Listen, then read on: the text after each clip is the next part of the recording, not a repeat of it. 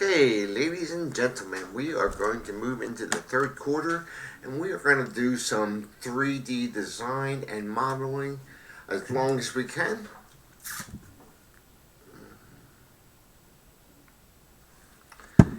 So I'm going to show you our lesson number 1.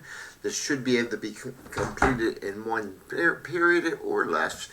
And I'm going to start by creating new design. And you'll see your plane, your work plane here. And the first thing we are going to do, we are going to come up here and label it lesson 1. You can label it lesson 1 or project 1. So that's it. Make sure it sticks up there, and then we're going to come down here to edit grid, because right now it's in metric, and we want to change it to inches, to standard. So you're going to click on that arrow. Let me do that again because I tend to go too fast. Down here in the bottom corner it says edit grid. Click on that. We're going to change millimeters to inches. And then we're going to update grid. And there we have it. Each one of these squares is 1 inch. So the first part we're going to need, we're going to be pulling out a block.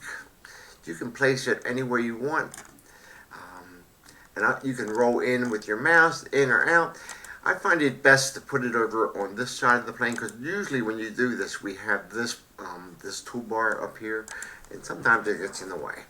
First thing we are going to do, we are going to click down here on these bottom points, and we are going to make this box 2.5 inches. So that would be 2.5. And we're going to make it 1 1/2 inches deep. And then if you look right up in this area, if you click on that, that's going to be your z-axis. That's how tall it is. And we are going to make that 1.5 also. So that's our box. If you notice up here, you can spin this this cube around and get different views.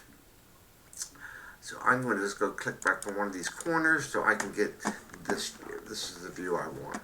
Now, in order to make this a box, we have to cut out pieces inside of here. So we're going to pull another block out and we're going to put it next to it. And we are going to make it very similar dimensions.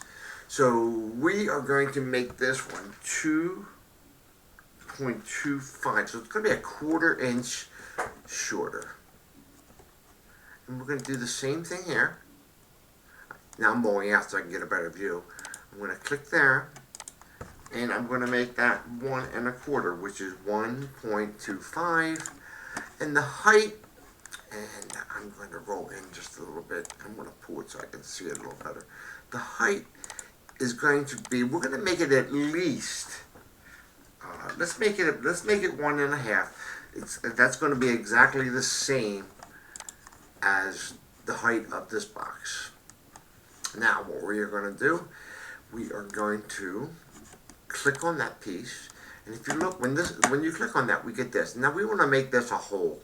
So click on a hole, and it sort of like becomes invisible. So I'm going to get my left view. You can get any view you want. And if you look at this, this is how high or low you're going to raise it. Now we want the walls to be about 1/8 of an inch.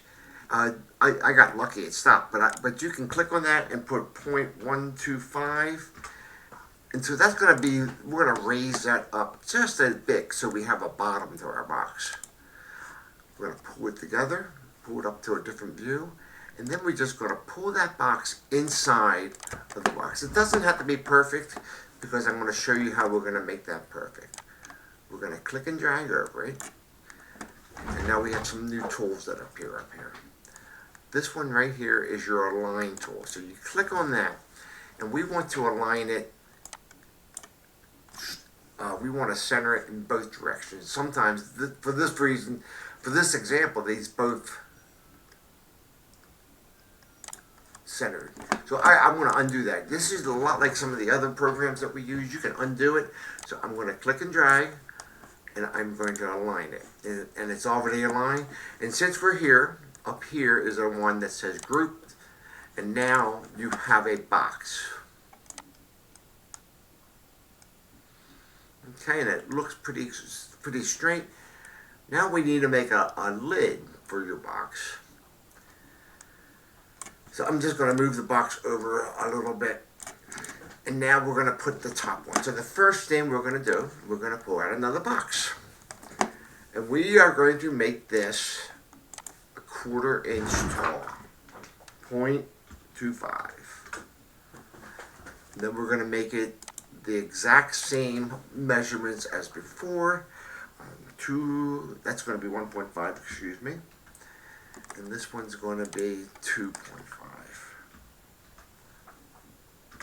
Okay, then that's the same size as the box. Now, I made a mistake here, so I'm going to go back here, and we're going to change that 1/4 inch to 1/8 of an inch. 1.125. We want it smaller.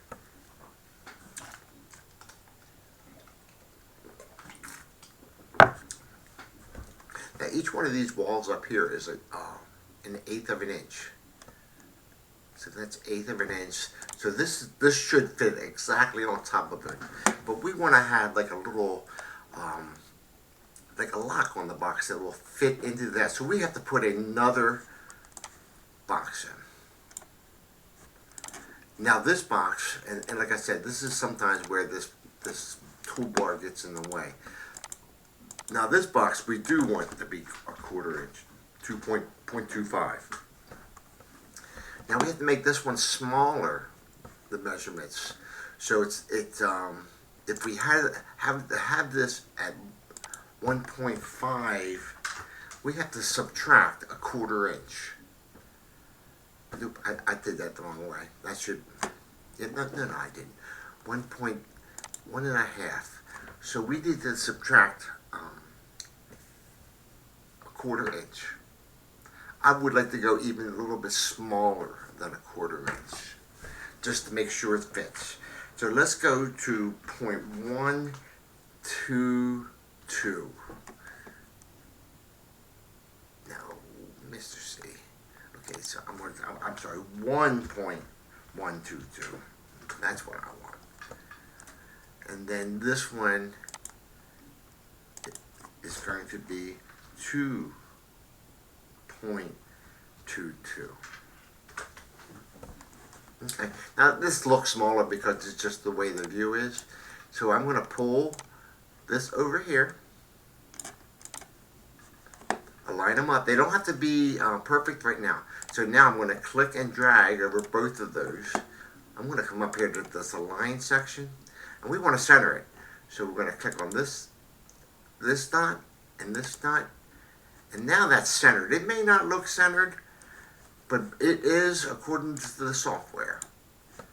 Okay, now I'm going to go to the top, and I'm just going to line them up sort of in the center, and you can see that there's your box. We could do fancy stuff still. We could put handles on it. We could put some writing on the top of it or writing on the inside of it if you plan on giving it away as a gift. But there is your first design. Make sure that everything is grouped together, because sometimes kids put it together and they forget to hit that group button. And in the same way, you can ungroup right up here. Now I can separate them again if I want, but I do not want to separate them. I want them to be grouped so that it's one piece. Okay, that's it.